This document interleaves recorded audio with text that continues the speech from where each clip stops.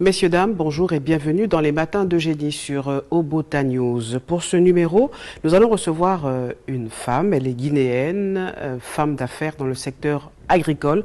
Elle a été la seule candidate à l'élection présidentielle guinéenne en 2015. Pour Marie-Madeleine Dioubaté, il faut du sang neuf pour régénérer la classe politique dans son pays. Elle commentera le cas du fils de Oussama Ben Laden, Hamza Ben Laden, qui a aujourd'hui plus de 20 ans et qui menace les États-Unis. Nous allons continuer, dit-il, à vous frapper et à vous viser dans votre pays et à l'étranger. Marie-Madeleine Dioubaté commentera aussi le cas de Micah Johnson, cet Américain de 25 ans, noir américain, afro-américain de 25 ans, qui a été tué le 7 juillet dernier. Pourquoi? Eh bien, parce qu'il serait à l'origine de la fusillade qui a coûté la vie à 5 policiers durant une manifestation contre les violences policières à Dallas, aux États-Unis. Messieurs, dames, restez avec moi. Les matins d'Eugénie, ça commence.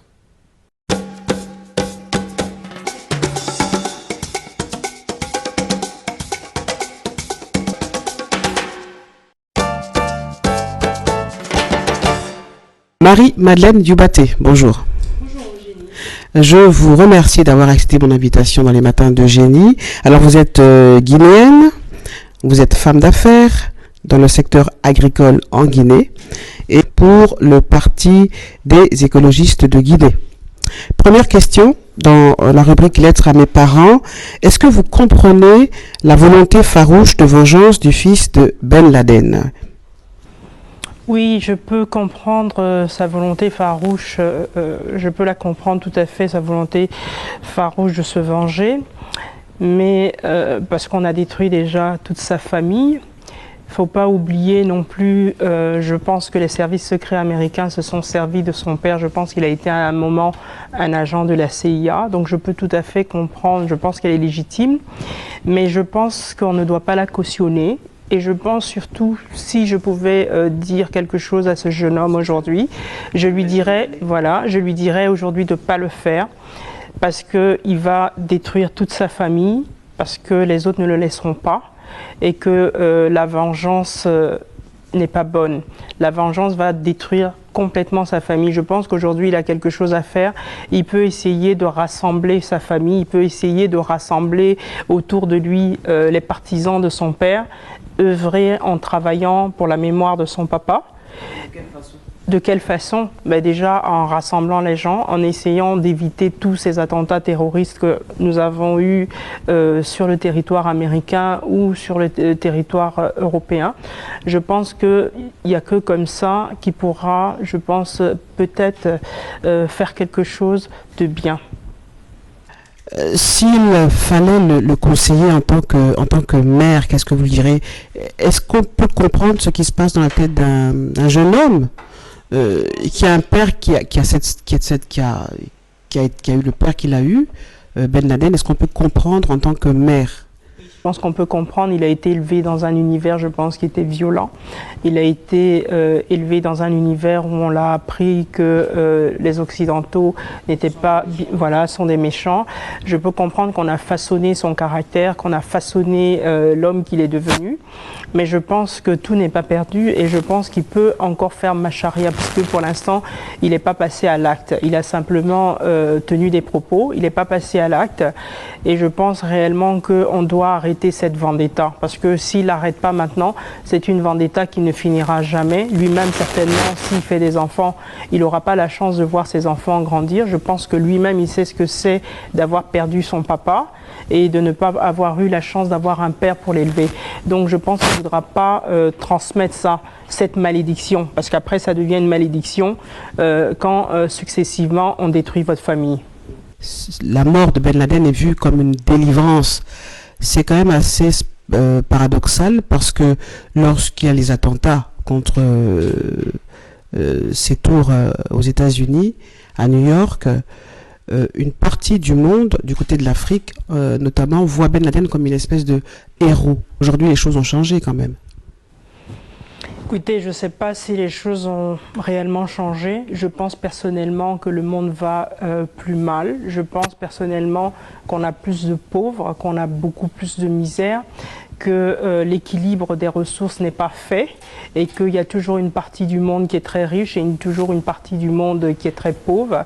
Il y a toujours une partie du monde qui bénéficie des avantages d'une autre partie du monde et il y a toujours une autre partie du monde qui est encore laissée pour compte.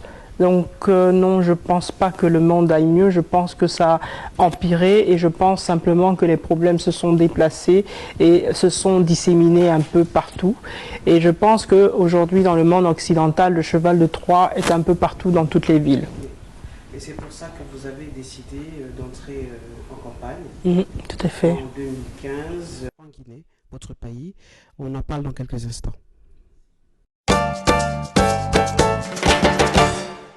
Marie-Madeleine Dioubaté, alors vous étiez la seule femme candidate à la présidentielle guinéenne en 2015 du parti des écologistes de Guinée.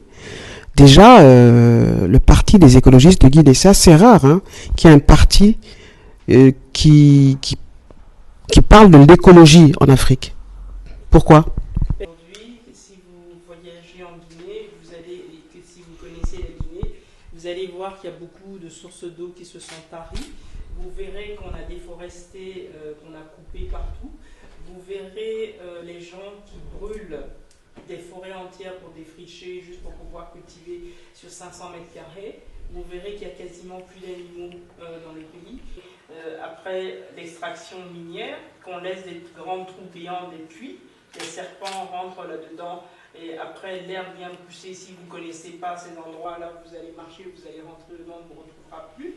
Vous verrez aussi que après la saison des pluies, le ruissellement de ce mercure ou de ce cyanure, il va jusque dans les champs de riz. Donc on est censé faire de l'agriculture, puisqu'on n'utilisait presque pas d'engrais, on était censé faire de l'agriculture biologique, mais vous verrez aujourd'hui que nous avons des taux de mercure absolument importants dans certaines régions qu'on ne peut plus cultiver, et que vous verrez que dans certaines régions, toujours à Sigiri, il y a des naissances qui donnent lieu à des enfants qui décèdent à la naissance, parce que ces enfants sont des monstres. Ils naissent avec des malformations, et tout ça, c'est lié à l'activité aurifère. Avec ce terrible constat sur la situation, on va dire, écologique en Guinée, comment on trouve en soi la force de s'engager en politique, surtout, malheureusement, quand on est une femme encore aujourd'hui en Afrique? Madame, vous savez, on n'a pas le choix. À un moment, il y a des gens qui doivent prendre sur eux. C'est un peu comme un sacerdoce. On ne peut pas critiquer de loin, critiquer toujours, dire que ça ne va pas dans le pays. Et comme fait l'opposition? Je ne dirais pas forcément l'opposition. Beaucoup de gens critiquent, mais après, ils ne veulent pas être acteurs. Alors, vous avez eu l'occasion d'être reçu par M. Alpha Condé. Comment s'est passée cette rencontre? Ce que je retiens de notre entretien, ce n'était pas un entretien constructif. Pourquoi? Pourquoi? Parce que je pensais que le président m'avait appelé. Il vous a appelé, en fait. Pour discuter des problèmes du pays, pour discuter de comment on pourrait améliorer, par exemple, la gouvernance, comment on pourrait trouver des solutions pour soulager nos populations, comment on pourrait même travailler ensemble, comment on pourrait travailler avec l'opposition pour qu'on arrête les marches, pour qu'on arrête tout ce qui fait fuir aujourd'hui les investisseurs dans notre pays. Ça n'a pas été le cas. Et qu'est-ce qu'il vous a proposé alors? Il m'a fait un certain nombre de reproches. Du genre? Du genre, pourquoi j'ai dit que qu'il m'empêchait de travailler. Il vous empêchait de travailler? Je pense qu'il m'empêche de travailler. Pourquoi? Il m'empêche toujours de travailler. Je vais vous donner quelque chose de très concret.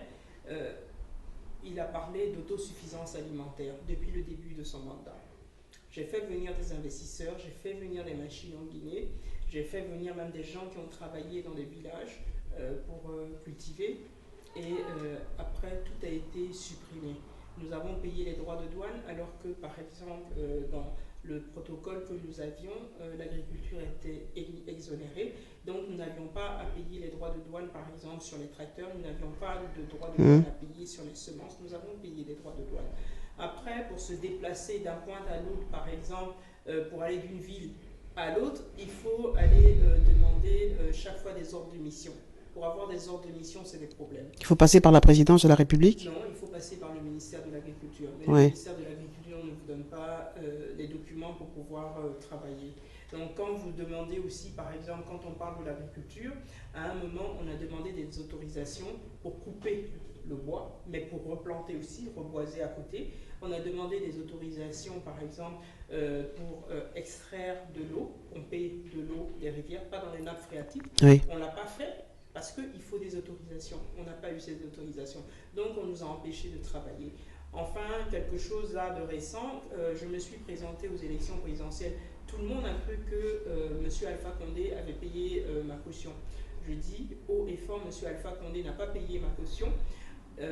Preuve est, c'est que je suis sortie à la dernière minute. J'ai eu 3 semaines pour faire ma campagne parce que le ministre de la décentralisation du territoire avait refusé de donner l'agrément de mon parti. J'avais déposé un dossier pour créer un parti pour l'Union pour la démocratie et l'environnement. Donc ce dossier, jusqu'à aujourd'hui, ce dossier se trouve. J'ai écrit personnellement au président de la République il y a 1 mois et demi pour savoir où en était ce dossier. Jusqu'à ce jour, je n'ai toujours pas eu de réponse pour la création de mon parti. Alors vous dites qu'il vous empêche de travailler, mais en même temps vous n'avez pas été tendre avec lui. Hein. Vous déclarez il faut du sang neuf pour régénérer la classe politique, qu'il ne suffit pas d'installer l'électricité, il faut aussi un président qui travaille et développe des infrastructures, la recherche, pense à l'innovation, à l'industrialisation du pays. Oui. Ça fait partie des droits humains, comme l'accès à l'eau, comme l'accès à l'éducation, comme l'accès à la santé. Ça fait partie des droits humains. Ça, c'est pas quelque chose, pour moi, ce n'est pas... Oui, mais pour les populations, c'est quand même quelque chose de très important. La Guinée est restée pendant des décennies sans électricité. Malheureusement, nos populations sont analphabètes pour une grande majorité. Donc, les gens pensent que quand on leur donne de l'électricité, on leur a fait un cadeau. On leur a pas fait un cadeau. Il faut que les gens sachent que c'est un droit. En plus, ils ont fait un barrage qui ne fonctionne pas. Parce que le barrage ne fonctionne pas. Le barrage de Calita ne fonctionne pas. Le barrage que le président a inauguré ne fonctionne pas. Le barrage actuellement, on est en période de délestage parce que quand ils ont fait ce barrage, ils n'ont pas fait de bassin de rétention d'eau. Donc quand il n'y a pas d'eau, on ne peut pas... il n'y a pas d'électricité. Il n'y a pas de technicien pour régler ce problème d'électrification de la Guinée. Oui. Pour la Guinée, je pense que la première chose, il y a un manque de vision. La deuxième chose, ils ne travaillent pas du tout sur leur dossier. Vous savez, c'est très facile. Quand on est en campagne, qu'est-ce qui se passe? Les gens, ils donnent leur campagne à des grands cabinets de communication qui vont leur monter leur dossier et après, ils vont... Vous aviez un cabinet, vous? Non. Moi, j'ai rédigé tout moi-même. Toute seule? Toute seule. Parce que j'ai travaillé, j'ai mis 2 ans pour faire ce que je fais. J'ai sillonné la Guinée pour comprendre un peu les problèmes de la Guinée. J'ai sillonné la Guinée, j'ai dormi avec les Guinéens, j'ai dormi avec des gens pauvres, j'ai mangé avec eux, j'ai bu l'eau sale qu'ils buvaient. Je sais comment les routes sont défoncées parce que je suis allé sur le terrain, parce que je me suis rendu avec eux. Je sais par exemple que chaque année, au mois d'octobre, il y a beaucoup d'enfants qui meurent dans la région de Kindia par exemple, parce qu'il y a la rougeole, parce que les gens n'ont pas les moyens pour acheter du Bristopène et du paracétamol. Ça fait que les gens meurent pour un traitement de 150 000 francs guinéens, c'est-à-dire pour l'équivalent de 15 €. Oui, Marie-Madeleine Dubaté, vous dites ça, pourtant c'est bien Alpha Condé qui a été réélu en 2015. Voilà. Ça veut dire que les populations ont choisi de lui refaire confiance. Je ne sais pas si les Comment on peut expliquer ça? Comment on peut expliquer ça? Déjà, l'élection s'est passée dans un contexte où on a dit qu'il y a eu beaucoup de triche. Et je pense qu'il y a eu de la triche, puisque moi-même, à l'endroit où j'ai voté, j'ai eu 0. Même ma voix n'a pas été comptabilisée. Donc, il y a eu un contexte difficile au moment des élections. Il avait même dit avant qu'il allait faire un coup KO, et il l'a fait. Un coup KO, il a fait. Et aujourd'hui, on voit aussi ce que ça donne. Deuxième chose, la population chez nous, on a une population, je vous dis, qui a majorité analphabète. On a une population aussi qui est très pauvre. Et je peux dire aussi une population qui s'est fait acheter Parce que quand on est pauvre, quand on n'a rien à manger, quand on ne sait pas, aujourd'hui on vit au jour le jour, qu'on ne sait pas de ce qu'on va manger, quelqu'un vient, il vous donne des sacs de riz, il vous donne de l'argent, vous prenez et puis vous dites oui. Quand on a une population aujourd'hui, 80%, plus de 80% de la population guinéenne a moins de 20 ans, l'âge médian de la population guinéenne c'est 18 ans et 8 mois, et que ces 80% aujourd'hui ne travaillent pas. Ils n'ont même pas l'espoir d'avoir un travail. La seule chose à laquelle ils pensent, c'est de partir, c'est de s'exiler, quels que soient les moyens. Donc ils prennent les routes, ils vont en passant par la Libye, en passant par le Maroc, des fois maintenant un peu en passant par l'Algérie, pour venir en Europe en pensant trouver l'Eldorado, et quel que soit le prix à payer, c'est-à-dire même la mort. Marie-Madeleine Yubaté, vous estimez que ce sont des amateurs qui dirigent la Guinée, Alpha Condé y compris. Alors, on va jouer au jeu du mois président. Vous, présidente, quelles sont les 3 mesures essentielles que vous mettriez en place si vous étiez élue présidente un jour? La première chose, ce que je ferais, c'est de restaurer le climat de confiance pour que les investisseurs viennent dans le pays. Maintenant, de quelle façon? Voilà. Comment?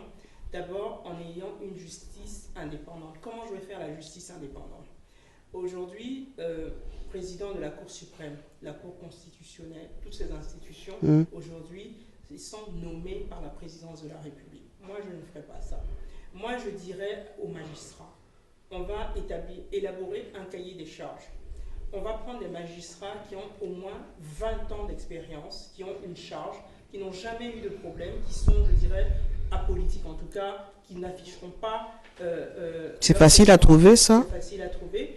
Et ce sont eux qui vont réunir ce corps-là. Ce sont eux maintenant qui vont élire la personne ou les personnes qui vont être, par exemple, le président de la magistrature, le président de la Cour suprême, le président de la Cour constitutionnelle, etc., etc. Les nominations ne viendront plus ni de la présidence, ni de la Cour. Est-ce que vous savez que en Afrique, quand un président veut changer les choses dans le bon sens, il y a une forme de résistance qui se retourne parfois contre lui? Est-ce que vous êtes consciente de ça? En plus, vous êtes une femme. Je vais vous dire pourquoi ils ont ça. Parce que les gens qui les ont accompagnés ont payé quelque chose. Ils ont fait des promesses à ces gens. Moi, j'ai fait des promesses à personne. Moi, j'ai dit aux gens, si vous venez dans mon parti, vous venez, moi, j'ai pas d'argent à distribuer. Vous venez... Qu'est-ce que vous avez à offrir alors? Qu'est-ce que j'ai à offrir? J'ai à offrir un programme. J'ai pas fini de... Vous m'aviez posé une question, j'ai pas fini d'y répondre. Donc, je vous ai dit, la première chose, c'est l'indépendance de la justice. Donc, faire en sorte que les investisseurs se sentent en sécurité dans notre pays, faire en sorte que les investisseurs, ils sachent que la Guinée a changé avec les méthodes anciennes. Donc, pas de corruption? Pas de corruption, zéro corruption. Et ça, j'irai fort, oui. Peut-être que là, ça sera la dictature. Ouais. La deuxième chose, améliorer le climat des affaires. Et la deuxième chose, faire en sorte que nous ayons le maximum d'investissements directs étrangers. Comment? En ayant une fiscalité attractive. Parce qu'aujourd'hui, la fiscalité qu'on a, c'est impensable, c'est inimaginable. Donnez-moi un exemple. Donc aujourd'hui, par exemple, les droits de douane sont prohibitifs, l'impôt sur les sociétés prohibitif. Donc ce sont des freins.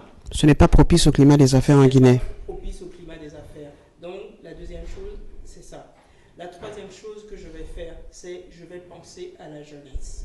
Les jeunes aujourd'hui ont besoin d'avoir un signal fort. Les jeunes ont besoin de savoir qu'en restant en Guinée, ils vont trouver du travail. Donc la deuxième chose, l'État va mettre... Oui, mais ils vont travailler comment? Qui va leur donner du travail?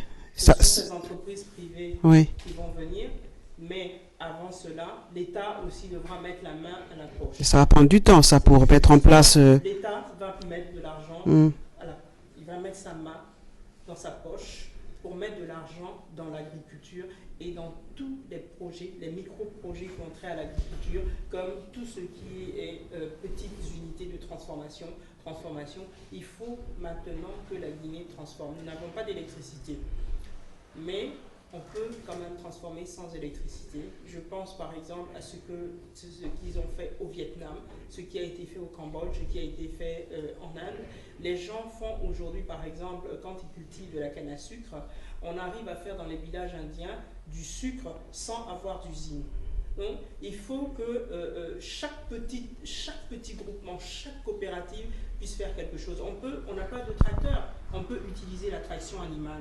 C'est dire aujourd'hui que nous avons les ressources, on doit les trouver en interne. On ne doit pas toujours attendre tout de la communauté internationale ou du Fonds monétaire international ou de la Banque mondiale. Les ressources, nous devons nous-mêmes les trouver en interne et l'État doit absolument... Avec un tel programme, est-ce que vous pensez que vous pouvez être élu un jour présidente en Guinée, d'autant que on sait aussi que quand on veut être président, il faut avoir aussi, on va dire, l'assentiment des puissances européennes et occidentales quand même. Vous vivez en France, Marie-Madeleine Udapé, vous le savez. Oui, oui. Les puissances occidentales aujourd'hui, je pense qu'elles ne rêvent que d'une chose, de deux choses d'abord. Elles ont un grand problème avec l'immigration qu'elles n'arrivent pas à endiguer. Et elles ne peuvent solutionner leurs problèmes d'immigration que si nous, les pays africains, devenons plus riches. Si nous continuons à nous enliser dans la pauvreté, tous les Africains ils vont quitter l'Afrique pour venir ici. Donc je ne pense pas que ce soit ce que aujourd'hui les puissances occidentales veulent. Les puissances occidentales veulent aujourd'hui que les Africains soient sédentarisés chez eux et qu'ils fassent comme les Asiatiques qui viennent faire du shopping à Paris, dépenser leur argent et après retourner chez eux. Point de vue sur Micah Johnson, il avait 25 ans, il était vétéran de la guerre d'Afghanistan et ce tireur d'élite afro-américain formé par l'armée américaine a été tué le 7 juillet dernier par un robot télécommandé porteur d'une bombe. Alors, c'est lui qui serait à l'origine de la fusillade qui a coûté la vie à 5 policiers durant une manifestation contre les violences policières à Dallas, aux États-Unis. Micah Johnson a voulu venger la mort des Noirs victimes de brutalité policière, notamment Alton Sterling et Philando Castile. Marie-Madeleine Dioubaté, quel est votre point de vue sur Micah Johnson? Déjà, je trouve que c'est triste qu'on en arrive là, en étant soi-même un vétéran de l'armée, de tuer des personnes qui portent l'uniforme. Je trouve que c'est très triste. Je trouve aussi que ça veut dire qu'il y a une fissure dans la société américaine, qu'il y a une fissure qui est profonde puisqu'elle va au-delà même des citoyens américains et qu'elle rentre dans ce que je dirais